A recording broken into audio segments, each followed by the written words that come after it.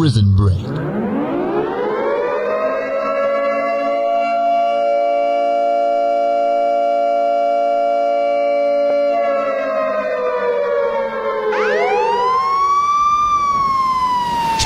was huddled in a cavern near the Pacific Ocean when the feds closed in. There were still shreds of human flesh under his fingernails when the serial killer surrendered to the inevitable capture. They could put him behind bars, he vowed, as they dragged him down the narrow path toward the waiting cars. But he would escape. And then, they'd be sorry. He lashed out at the nearest officer, landing a crippling blow to his kneecap. The remaining men knocked him to the ground and bound his feet and hands to ensure his cooperation. He was sentenced to a lonely prison for the criminally insane. His only companions, the wardens and fellow madmen. Over the next 17 years, Callahan spent every spare second planning his escape. He studied every weakness in the prison system. He knew every guard's movements. He spent several years trying to get himself a ground floor cell so he could dig his way out. And that plan nearly succeeded until he reached bedrock a few feet below the cell floor. With every failed plan, his anger grew. He would escape this wretched cell, even if it killed him. As the years passed, Callahan noticed that one elderly prisoner, Old Ben, had become the general handyman and undertaker around the remote prison. It was Old Ben's job to put deceased prisoners into a pine coffin,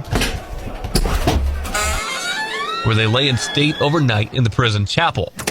The next morning, Old Ben and the warden would ride out to the cemetery a mile or so outside the prison gates and bury the deceased prisoner.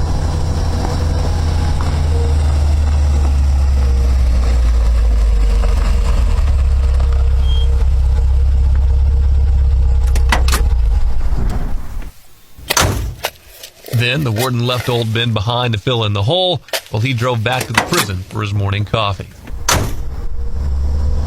With this knowledge, it didn't take Callahan long to devise a new escape plan. It was simple.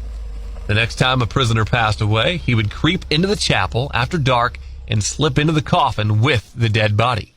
In the morning, the warden and Old Ben would take the coffin out to the prison cemetery to bury the deceased, and as soon as the warden left, Old Ben would just have to open up the coffin and let Callahan out, with no one the wiser. So it didn't take the serial killer long to befriend Old Ben and get the undertaker to agree to help Callahan gain his freedom. Unfortunately, the prisoners were all very healthy that summer and through the long, colorful autumn that followed. No one caught so much as a chill, and when the new year came with no prisoner fatalities in nearly 8 months, Callahan started to grow impatient. Day after agonizing day, he'd listened for the bell that tolled whenever a prisoner died, but it never rang. Callahan was tempted to expedite matters by killing someone with his bare hands, but such an action, if discovered, would mean solitary confinement, and he wouldn't be able to enact his brilliant plan. So he waited, and he waited. It was late February when the expected bell tolled dolefully through the prison. Snow was falling in the yard where Callahan marched with his fellow prisoners during their daily exercise routine when the bell tolled. "Wonder who it is this time," muttered a burly man just ahead of Callahan. The serial killer, hands shaking with joy, could care less who it was.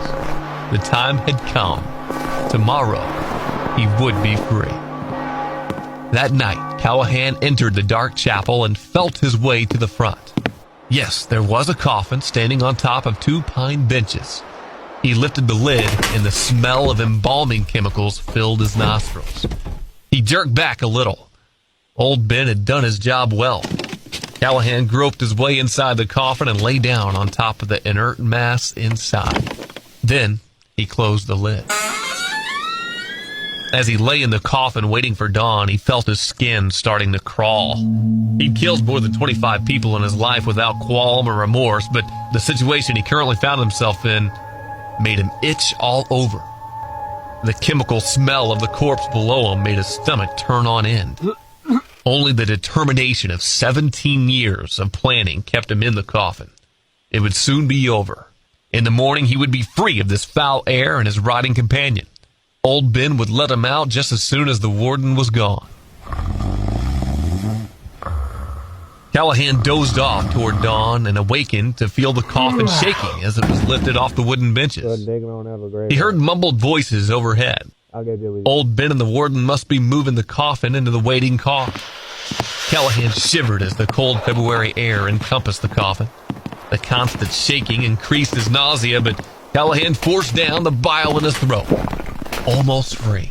Almost free, he chanted the words silently in his mind, ignoring the foul smell emanating from his dead friend below him.